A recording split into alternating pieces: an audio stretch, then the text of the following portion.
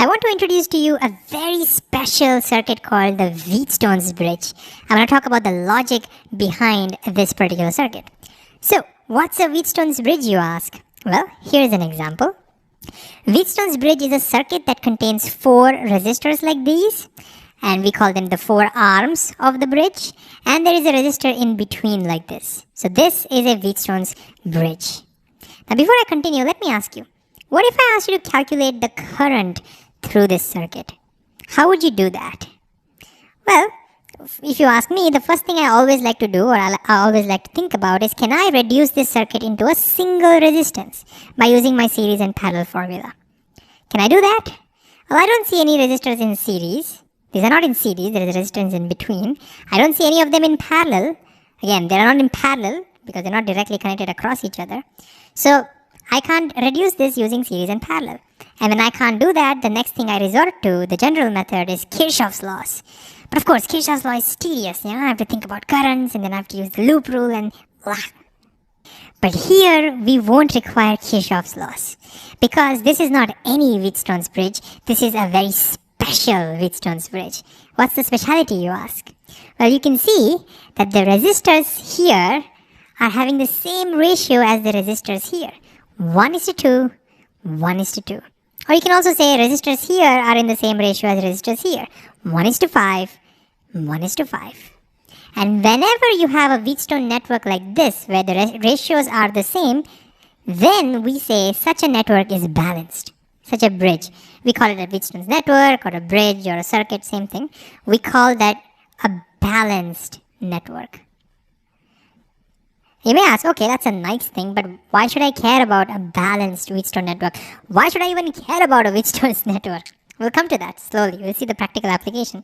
But the speciality of a balanced network is that it turns out, and we will see how, that's the whole idea behind the video, to logically see how, it turns out that whenever this network is balanced, there will be no current flowing through this middle resistor. So in this case, the current over here becomes 0. And if the current here becomes 0, that means the current here should be exactly the same as the current here. All the current from here flows here because nothing flows down or nothing flows up. And so that means these two come in series. Similarly, these two also come in series. Same current flowing through them. So you see, in the balanced condition, it's as if this resistor was not even connected.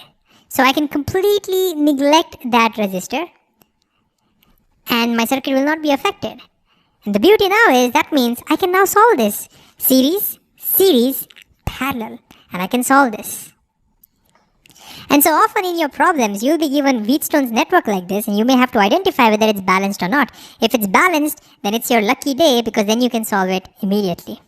So before we go forward, let's do a quick check of our understanding. Here are 2 networks. I want you to pause the video and see if they are balanced or not. Alright, let's look at the first one. This is a Wheatstone's network, very similar to this. I've just arranged them a little differently. And this is usually how the Wheatstone's network is shown. And let's see if it's balanced. Well, this is in the ratio 1:3. This is in the ratio 3:1. You see that? 1:3, 3:1. So this is not a balanced network. So here current will flow. And so if this network was given to you, bad day for you. Okay, if this was 10 and this was 30, then it would be balanced. What about this one? Well, it looks like it's a balanced network. 1:4, 1:4. But if you look carefully, you will notice something is wrong here. This is not even a Wheatstone's network. Notice, Wheatstone network is connected between, the red resistor is connected between these 2 points. This and this point is here now. Can you see that? Because this is where the battery will be connected.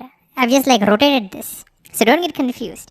This is not even a Wheatstone network. And you can directly solve this. These are in series, these are in series, the 3 are in parallel. So don't get confused. Definitely resistor current here won't be 0 because it's not a Wheatstone's bridge.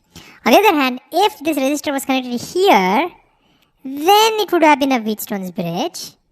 And now we can check the ratios 1:3, 1:3. Now the current over here would be 0. So now let's get back to the point. why is the current over here 0?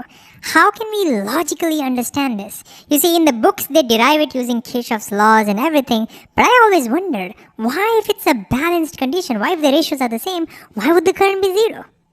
Well, here's how I like to think about it. First, I would like to make a copy of this circuit without that red resistor and see how the voltages get distributed everywhere. That will give us the clue. Alright, so in this particular case, current is running and everything.